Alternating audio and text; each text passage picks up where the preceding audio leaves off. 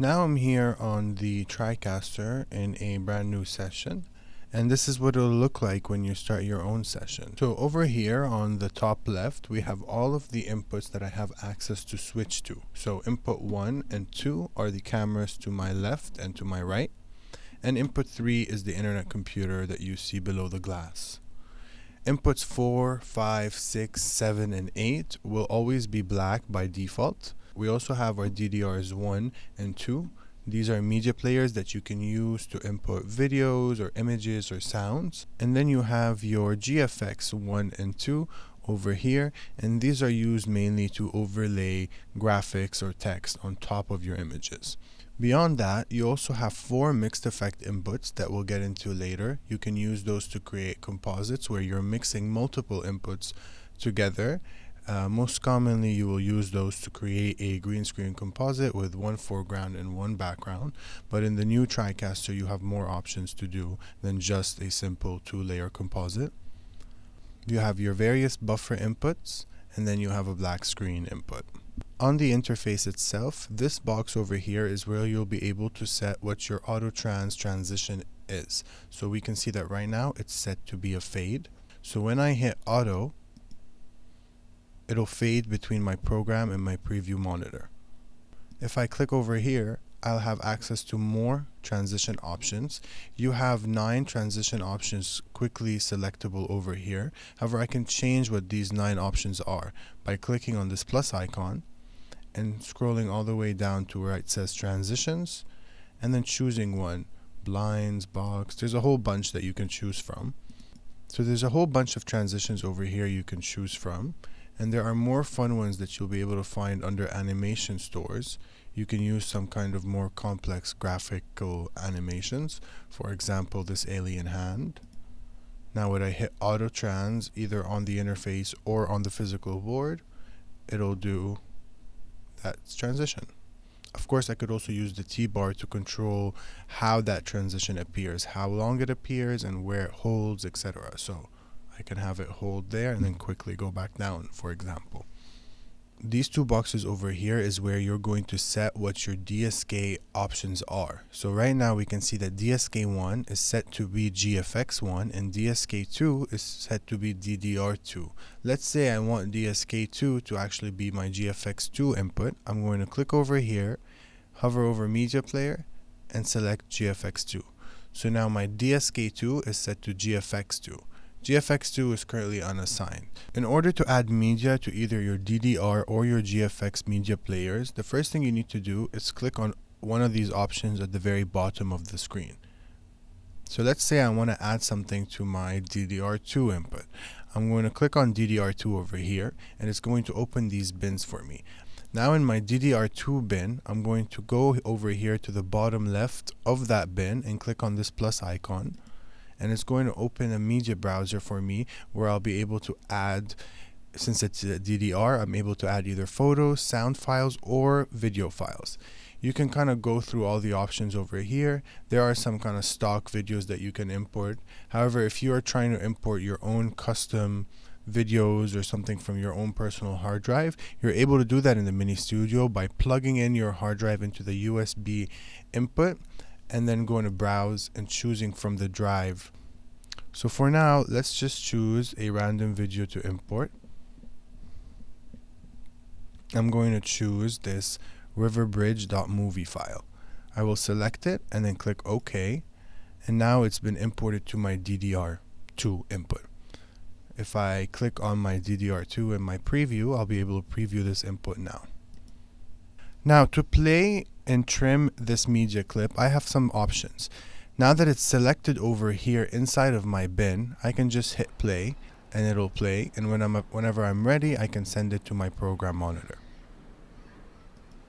I can also trim this video by setting my ins and my outs. So let's say I only want to play a specific portion. Let's say I want to start the video from over here. So I will put my cursor where I want it to start and click on set in, and I want it to end maybe over here. So I'll put my cursor where I want it to end, and I'm going to click on set out, and now the video will only play for that duration. Once I hit play, you'll see over here in my program monitor, it's going to play that portion only. I can enable looping as well from over here by clicking this kind of circular arrow, and now when I play it, it will constantly play on a loop, only for that kind of trimmed portion that I've selected. Over here, I'm able to set the playback speed. So if I wanted to play 2 times as fast, I would set it to about 200% and then play it like that. And now it's going to play at 2 times speed. If I want to play it in slow motion, then I'm going to set it to a number below 100%, maybe 50% speed. And now it's going to play half as fast. I also have some more kind of playback options over here. If I enable autoplay, this will allow it so that automatically when I send my preview monitor into program, either by hitting the take or the auto button, it's going to automatically play that video. This is very useful so that you don't have to sync the play. This is very useful so that you don't have to sync when the video plays with when you switch to it. It'll automatically start playing the second you hit take. Keep in mind that the way these kind of bins work is that you can have multiple videos or images inside of one kind of DDR bin, but only one video or image can be assigned to the DDR2 input. Let me show you what that means. I can import a second video, and a third video, and even a fourth video. But only one of these videos can be DDR2 at a time. The way you select which one of these videos in this bin is DDR2 is simply by clicking on it, and it'll be highlighted in blue, signifying that now this video is assigned to DDR2. You can switch in between bins. So let's say I want this video to be my DDR2 input, but my River Bridge video to be my DDR1 input. Of course, I can go to my DDR1 bin and click on the plus icon over here to import it again, but I can also just click and drag it and just drop it in my DDR1 box. So now let's talk about adjusting your input settings. Inside the TriCaster, you are able to adjust various kind of color settings for all the inputs inside the TriCaster. So for example, we're going to use this 2-shot green screen stock footage. And I want to apply some kind of color settings to it. How do I do that? I can hover over my input over here. So this is in DDR2, and I can click on this gear icon. This will open this kind of dialog. I have to make sure that I'm under the image option, and this is where you'll find various kind of options to manipulate how your kind of source or input looks like. The first one is auto color, so I'm going to move it over here to the side so we can see what it's doing in the preview window. Auto color will just apply some automatic color corrections to it. You can try it for your inputs and see what it does. The only thing about this is that it doesn't give you a lot of control over what kind of color adjustments it's doing. So the better option is to use the proc amp option over here by opening this window, and over here you'll have various options to adjust how the colors of your image look. So I can adjust the percentage of the brightness, so I can dim the image a whole bunch or kind of brighten it a whole bunch. I can change the hue of the image, which will shift all the colors around.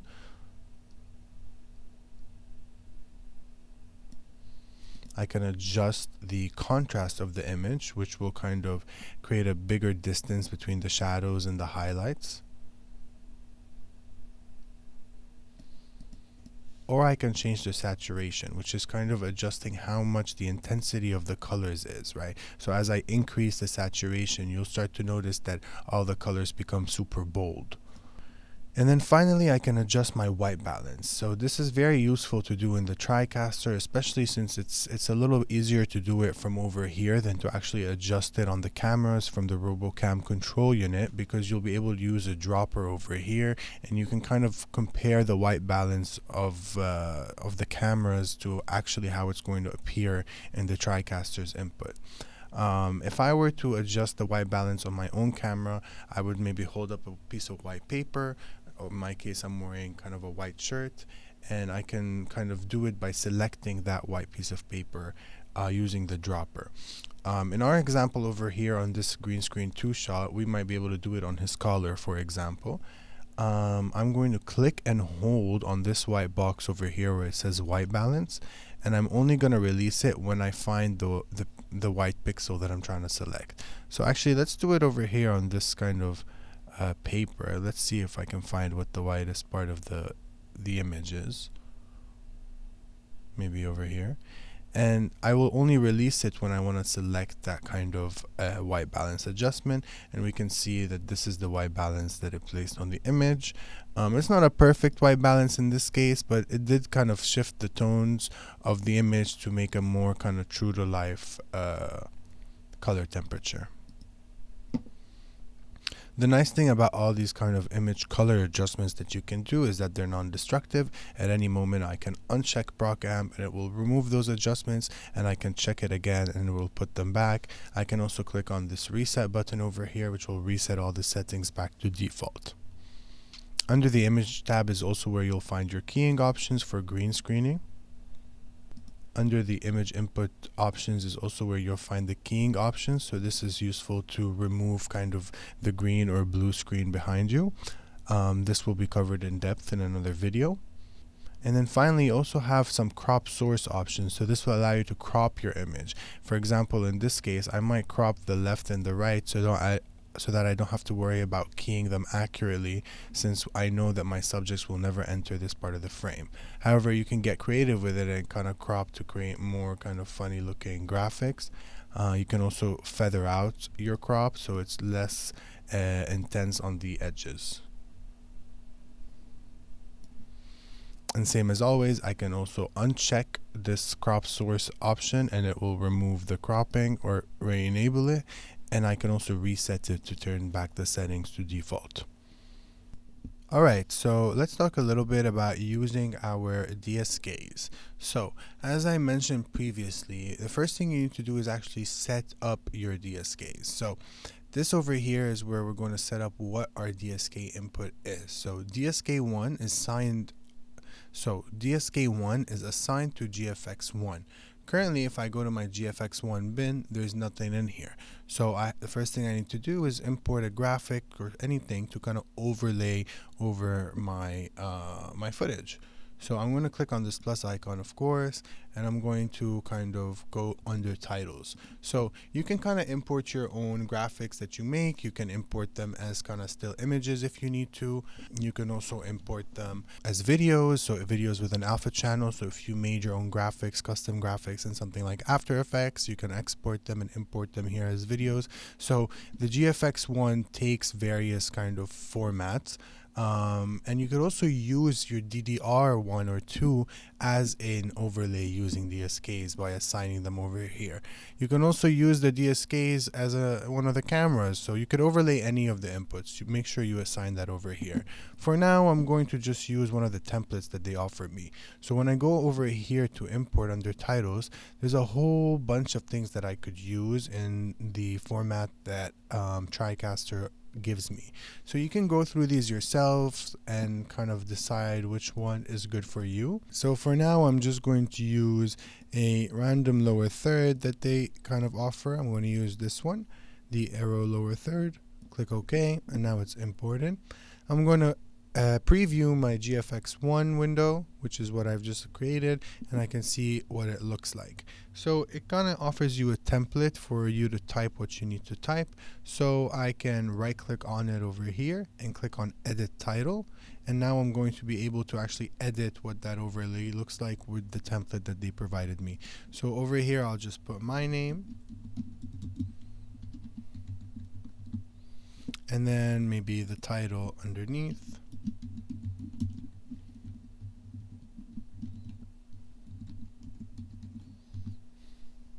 And I can save and duplicate it.